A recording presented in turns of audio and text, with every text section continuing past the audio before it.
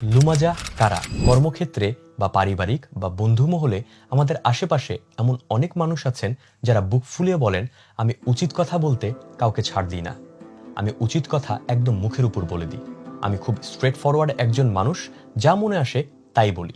সব মহলে ঠোঁটকাটা স্বভাবের হিসেবেই আপনি পরিচিত, সবাইকে একদম সামনেই ধুয়ে দেন এবং এই বিষয়টা নিয়ে বেশ গর্ববোধও করেন।